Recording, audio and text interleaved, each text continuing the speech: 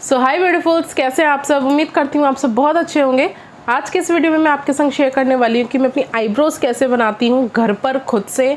मैं कभी भी पार्लर नहीं जाती, कभी भी मैंने किसी भी पार्लर में अपनी आईब्रोज़ नहीं बनवाई। सिर्फ एक बार बनवाई थी और उसने ख़राब कर दी। उसके बाद से मुझे किसी पे विश्वास ही नहीं हुआ कि यार कोई सही बना पाएगा, तो मैं नहीं बनवाती, मैं खुद से ही बनाती हूँ। और कैसे मैं अपने फेस के जो फेशियल हेयर्स हैं उनको रिमूव करती हूँ। मेरे से कुछ टाइम पहले किसी ने पूछा था कमेंट्स में कि आप अपने स्किन की केयर कैसे करते हैं।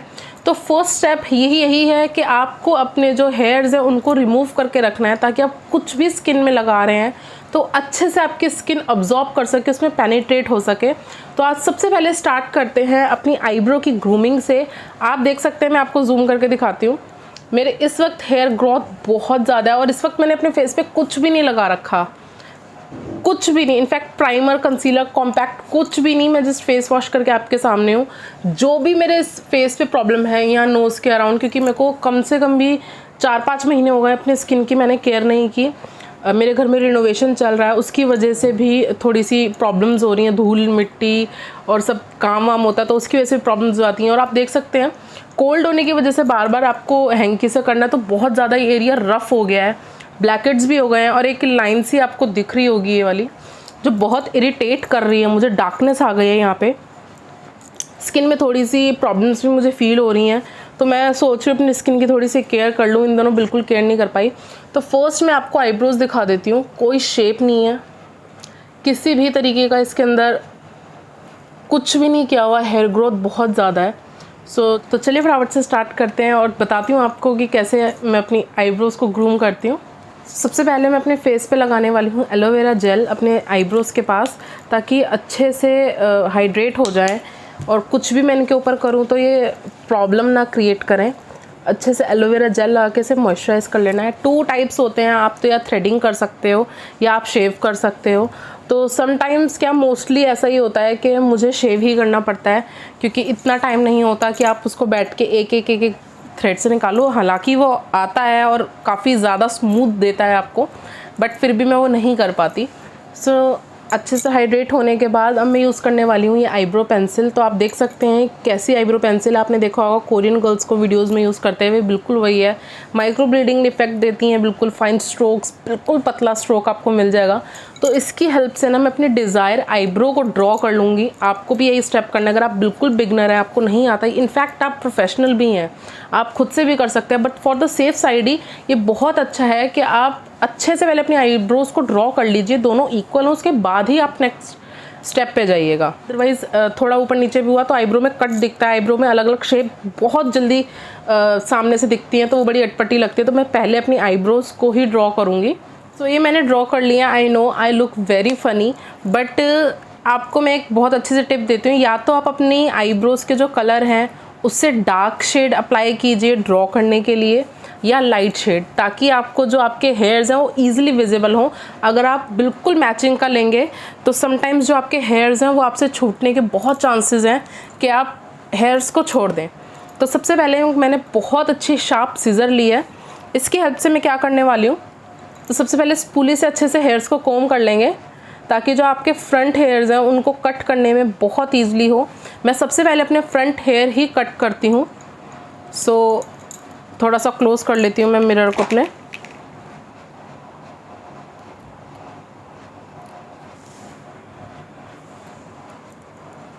तो ये कुछ इतने हेयर मेरे कट हुए हैं और अच्छे से करूँगी कोम।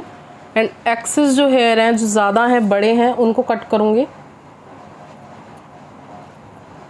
और ड्रॉ करने की वजह से ना मुझे इतना पता है कि इस ही लाइन पे मुझे कैंची चलानी है, इससे ऊपर इससे नीचे मुझे नहीं जाना।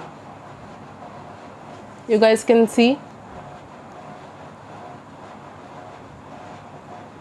कुछ इस तरीके से। इस बार मेरे को ये हाथ चलाना है, तो सेम जैसे हम अपनी मस्कारा के टाइम पे पहले इस आँख पे हाथ से काम करते हैं, फिर इस हाथ को घुमा के ऐसे ला के ऐसे काम करते हैं, सेम वही करेंगे। अगर आप चाहेंगे कि इस हाथ से कर लूँ तो कटने का डर है, आईब्रो ज़्यादा डीप कट सकती हैं। अगर आप ऐसे काटेंगे यहाँ सामने से, तो जो आपको इस साइड का ऐसे झुका हुआ हेयर है ना, वो छूटेगा, बार बार सीजर में से छूटेगा। तो इस बात का ध्यान रखिए कि आपको हाथ ऐसे ही चलाना है। तो अब हम करने वाले हैं अच्छे से ग्रूम। तो अब हमने क्या करना है, आईब्रोज़ हमारी जो थी वो अच्छे से हाइड्रेट हो चुकी हैं, यहाँ पे कोई भी किसी भी तरीके की ड्राइनेस नहीं है। तो मैं यहाँ पे रेज़र यूज़ कर रही हूँ आज।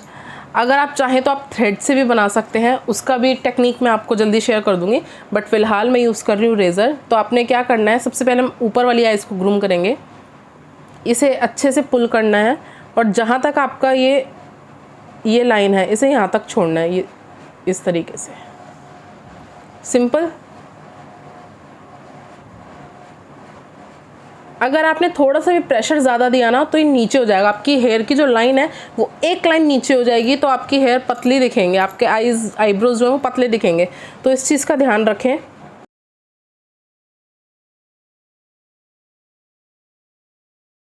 जब इस साइड आएंगे तो यहाँ से स्ट्रेच करना है, जस्ट सिंपली। आपको छोटे छोटे हेयर्स दिख रहे होंगे ब्लेड पे। सेम अब इसी साइड का भी करेंगे। जो बीच के हमारे हेयर्स हैं उनको रिमूव करेंगे।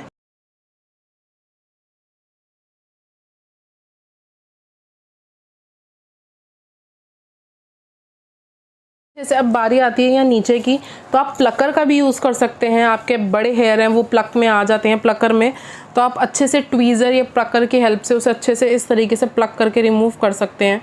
बट यहाँ पे मैं उनके लिए दिखा रही हूँ जो बिगनर्स हैं, जिनको बिल्कुल नहीं आता और वो थोड़ा डर भी रहे हैं अपनी फ़र्स्ट आईब्रो बनाने में। तो आप रेज़र से कैसे करेंगे,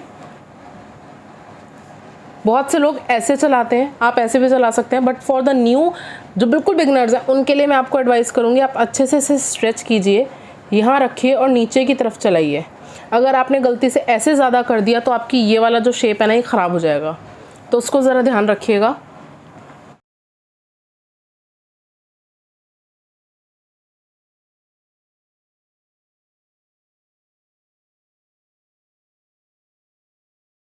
को बताने वाली हूँ आप अपनी आईब्रोज़ को ट्वीज़र की हेल्प से कैसे ठीक कर सकते हैं। सो यहाँ पे मैंने बहुत क्लोज़ ले लिया है। अब आप देख सकते हैं कि जो मेरे आईब्रोज़ है वो ऊपर से बिल्कुल ठीक हो चुकी है, सिर्फ आपको ये लाइन दिख रही होगी। अब नीचे से ये वाले हेयर्स जो हैं ये बहुत ज़्यादा हैं और मैं इनको छेड़ना नहीं चाहती, रेज़र की हेल्प से ख़राब हो सकते हैं। तो ट्वीज़र की हेल्प से हम इसे कैसे रिमूव कर सकते हैं वो मैं आपको दिखाती हूँ। अगर आपको पेन हो रहा है तो आप थोड़ा सा पाउडर लगा लीजिए, अदरवाइज़ ये बहुत ईजिली निकल जाएंगे, जस्ट बिकॉज आपने मॉइस्चराइज़र अप्लाई किया हुआ है अपनी आइज़ पे।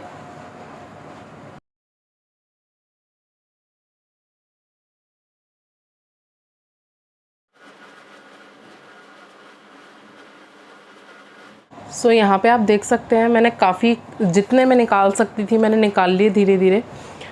मुझे इसमें 10 प्रोसीजर में 5 से 7 मिनट लगे हैं, क्योंकि धीरे धीरे मुझे निकालने थे। काफ़ी अनइवन हुई हुई हैं मेरी आईब्रोज़, और अगर थ्रेड से निकालती तो और भी निकल जाते हेयर्स, बट फ़िलहाल मैं इससे सेटिस्फाई हूँ। आईब्रोज़ को ग्रूम करके वैसे भी ठीक कर लेती हूँ, फिलिंग करके भी ठीक हो जाती हैं। तो मैं फटाफट से दूसरी आईब्रो को ठीक करके प्लक इन करके आपके संग सामने आती हूँ। तो गाइज़ ये मेरी दोनों आईब्रोज़ कंप्लीट हो चुके हैं। आप देख सकते हैं काफ़ी हद तक ये सटल भी हो चुकी है, मतलब अब लग रहा है कि हाँ ठीक है, फिल इन किया हुआ है। अब मैं क्या करने वाली हूँ कि अपनी ये जो रेडनेस है इसको कम करने के लिए मैं यूज़ करने वाली हूँ एस्ट्रीजेंट। तो ये आयुर का एस्ट्रीजेंट है, आप मॉइस्चराइज़र यूज़ कर सकते हैं। ये थोड़ा सा आपको स्किन को इरिटेट करता है, सरल भाषा में बोलूँ तो थोड़ी सी चिरमिराहट सी होती है, और पार्लर में ये यूज़ किया जाता है एज अ एंटीसेप्टिक, और वाकई में एंटीसेप्टिक होता है। अगर आपके कोई कट लग गया है या ब्लड आ रहा है कहीं से तो आप इसे लगाइए, जैसे फिटकरी शेविंग के बाद लगाई जाती है ना, ऐसी ये लगाई जाती है। थोड़ा सा चैटता है बट ये ज़रूरी है ताकि किसी तरीके के ब्लेड से आपको इन्फेक्शन ना हो जाए। अगर आप कोई और टूल यूज़ कर रहे हैं तो उससे आपको इन्फेक्शन ना हो जाए। एज यू कैन सी मेरा इस वक्त आईब्रोज़ में आप डिफरेंस देख सकते हैं, बट प्रोडक्ट निकला है, किसी तरीके का कोई भी एक्स्ट्रा बाल नहीं निकला, शेप बिल्कुल अच्छे से आ चुकी है। थोड़ी सी इरिटेशन हो रही है इस वक्त क्योंकि रेज़र यूज़ किया है इसीलिए, एंड मैंने अपनी आईब्रोज़ की लेंथ को नहीं छेड़ा, लेंथ जैसी थी वैसी ही है। दोनों की लेंथ बराबर है। मेरी एक आईब्रो छोटी एक आईब्रो बड़ी है, लेकिन मैं इस वाली आईब्रो को ठीक करने में लगी हुई हूँ। तो जब इसमें हेयर्स थोड़े से अच्छे से लंबे हो जाएंगे तभी आईब्रो बिल्कुल बराबर हो जाएगी, बट की फिल इन करने के बाद बिल्कुल ठीक हो जाती है। ये था मेरा आईब्रो ग्रूम करने का तरीका। आई होप ये आपके लिए हेल्पफुल रहा होगा। अगर आप बिगनर्स हैं, आपको नहीं आता बिल्कुल भी, तो ये आपके लिए डेफिनेटली बिल्कुल यूज़फुल रहा होगा। वीडियो अच्छा लगे तो प्लीज़ आगे भी शेयर कीजिएगा। मेरे चैनल पे न्यू है तो चैनल को कीजिएगा सब्सक्राइब। मेरी फैमिली का एक छोटा सा पार्ट बन जाइए। तब तक के लिए goodbye, stay safe, stay healthy.